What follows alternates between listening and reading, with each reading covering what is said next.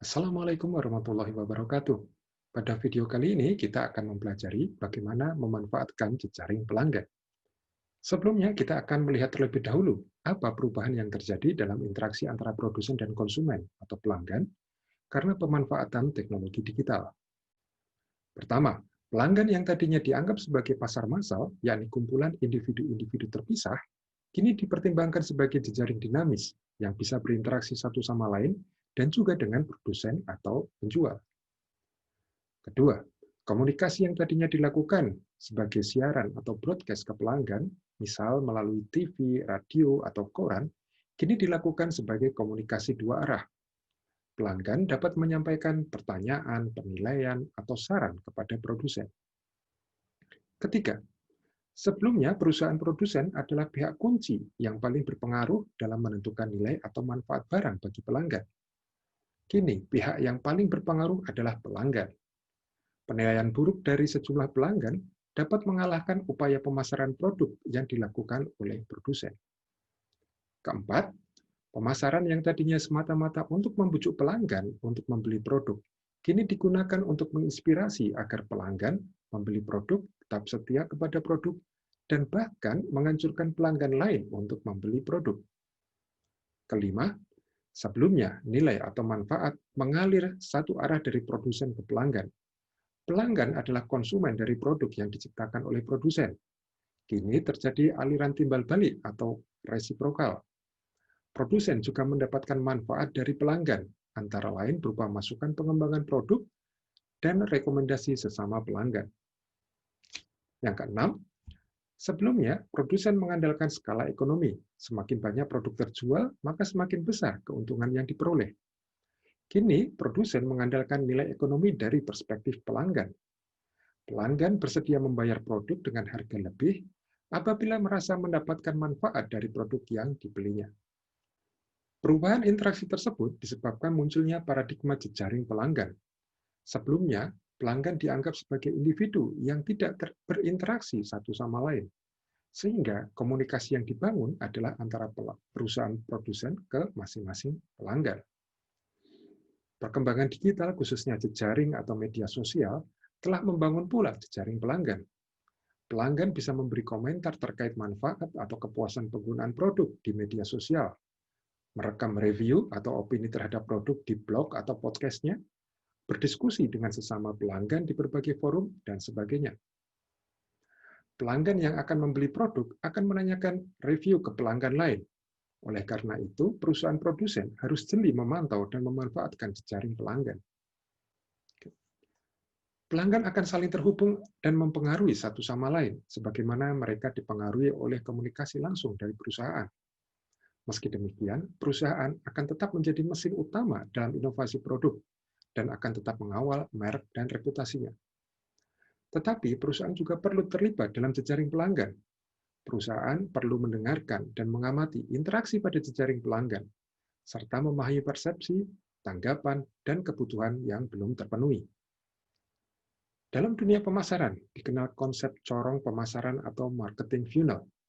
Konsep ini digunakan untuk memahami bagaimana jejaring pelanggan mempunyai dampak pada hubungan antara bisnis ke pelanggan. Corong ini terdiri dari 6 tahap. Tahap pertama adalah awareness, yakni pelanggan mempunyai pengetahuan atas keberadaan suatu produk.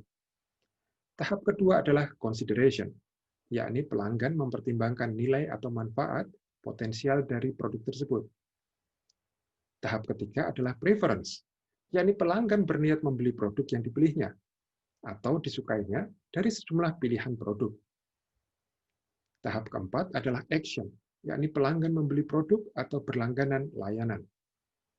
Tahap kelima adalah loyalty, yakni pelanggan mempunyai kesetiaan terhadap produk karena nilai atau manfaat yang diperolehnya. Tahap keenam adalah advocacy, yakni pelanggan menganjurkan pelanggan lain untuk menggunakan produk. Pada era di mana pelanggan adalah pasar massal, untuk memunculkan awareness pelanggan dilakukan iklan melalui TV, radio, atau baliho luar ruang. Consideration dilakukan melalui pemberian brosur, melalui pos, pameran, atau kegiatan sejenisnya. Preference dilakukan dengan mempersilahkan pelanggan menguji atau membandingkan produk. Action dilakukan di toko atau pasar. sedangkan loyalty dibangun melalui point rewards. Di era digital, tindakan-tindakan tadi masih berlaku yang dikombinasikan dengan pemanfaatan jejaring pelanggan. Awareness dapat tetap menggunakan iklan melalui media massa, dilengkapi dengan tautan ke informasi yang lebih rinci di laman web yang dapat dicari pelanggan di internet. Consideration dilakukan pelanggan dengan membaca review atau komentar dari pengguna lain pada situs web atau marketplace. Ketika pelanggan memasuki tahap preference, mereka akan beralih ke media sosial untuk bertanya pada teman atau rekannya. Di tahap action, pelanggan melakukan pembelian di toko online atau e-marketplace. Tentu saja, pembelian langsung di toko juga tetap tersedia bagi pelanggan yang ingin merasakan langsung produk terlebih dahulu. Loyalty dibangun tidak hanya dengan point rewards, tetapi juga dengan menjadikan pelanggan sebagai teman di media sosial untuk informasi produk selanjutnya atau penawaran-penawaran lain. Dampak terbesar jejaring pelanggan adalah pada tahap advokasi. Pelanggan tidak hanya setia kepada produk, tetapi juga menyarankan produk kepada teman atau rekan di jejaring sosialnya. Pelanggan menampilkan foto produk, menulis review, atau menjawab pertanyaan di media sosial. Advokasi menjadi umpan balik ke atas, corong, dan berpotensi meningkatkan awareness terhadap produk. Terdapat 5 perilaku dan strategi jejaring pelanggan yang bertahap. Pertama, perilaku akses. Pelanggan mencari akses pada data, konten, dan interaksi digital yang cepat, mudah, dan fleksibel. Untuk itu, bisnis perlu memberi akses yang cepat, mudah, di mana saja, dan selalu on. Kedua, perilaku engage. Pelanggan ingin terlibat dengan konten digital secara interaktif yang relevan dengan kebutuhannya.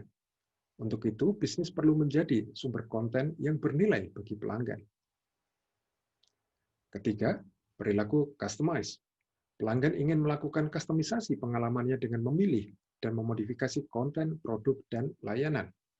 Untuk itu, bisnis perlu menyediakan tawaran konten, produk, dan layanan yang dapat diadaptasi dengan kebutuhan pelanggan. Keempat, perilaku connect. Pelanggan terhubung satu sama lain dengan berbagi pengalaman, ide, dan opini melalui media sosial. Untuk itu, bisnis perlu menjadi bagian dari percakapan antar pelanggannya. Kelima, perilaku collaborate. Sebagai makhluk sosial, pelanggan secara alami tertarik untuk bekerja sama. Mereka ingin berkolaborasi pada proyek dengan tujuan tertentu pada platform terbuka. Untuk itu, bisnis perlu mengundang pelanggan untuk membangun perusahaan melalui penciptaan konten, produk, dan layanan. Berikut ini beberapa pendekatan sebagai realisasi strategi tadi. Pendekatan pada perilaku akses dapat berupa penggunaan perangkat mobile untuk berbagai aktivitas niaga, pemberi pengalaman melalui berbagai kanal, pemanfaatan cloud, dan penyediaan layanan on-demand. Konsep kunci pada pendekatan ini adalah kesederhanaan, kenyamanan, tersedia dimanapun atau ubiquity, dan fleksibilitas. Pendekatan pada perilaku engage dapat berupa demo produk, membangun cerita, menyediakan konten yang relevan atau bermanfaat, dan bahkan menjadi penerbit majalah berkala terkait dengan produk. Konsep kunci pada pendekatan ini adalah kenali pelanggan serta konten yang relevan, menarik, dan bermanfaat. Pendekatan pada perilaku customize dapat berupa penyediaan mesin rekomendasi, personalisasi baik pada antarmuka, produk, layanan, pesan, maupun konten. Konsep kunci pada pendekatan ini adalah identifikasi kebutuhan dan perilaku pelanggan, pemberdayaan pelanggan untuk melakukan personalisasi pengalamannya. Pendekatan pada perilaku connect dapat berupa mendengarkan percakapan di media sosial, layanan pelanggan secara sosial, bergabung dalam percakapan pelanggan, menanyakan ide, atau menjadi tuan rumah bagi suatu komunitas. Konsep kunci pada pendekatan ini adalah media sosial, pelajari pasar, dan lebih dekat dengan pelanggan. Pendekatan pada perilaku collaborate dapat berupa kontribusi pasif ataupun aktif, menyelenggarakan pengumpulan dana atau crowdfunding, menyelenggarakan kompetisi terbuka, atau penyediaan platform kolaborasi. Konsep kunci pada pendekatan ini adalah memberi andil kepada pelanggan, bebas mengungkapkan ide, dan panduan untuk membentuk luaran akhir. Terdapat sejumlah tantangan dalam memanfaatkan jejaring pelanggan. Yang pertama, memanfaatkan jejaring internal perusahaan, yakni pegawainya, baik untuk perilaku akses, engage, customize, connect, dan collaborate. Yang kedua, meningkatkan keterampilan dan mengganti kebiasaan lama dengan pemanfaatan media sosial, manajemen komunitas, pembuatan konten, e-commerce, dan sebagainya. Dan yang ketiga, menjembatani silo atau sektor-sektor yang selama ini terpisah dan mengintegrasikannya untuk memberi pengalaman total bagi pelanggan. Demikian tadi penjelasan mengenai transformasi digital di ranah pelanggan. Terima kasih. Wassalamualaikum warahmatullahi wabarakatuh.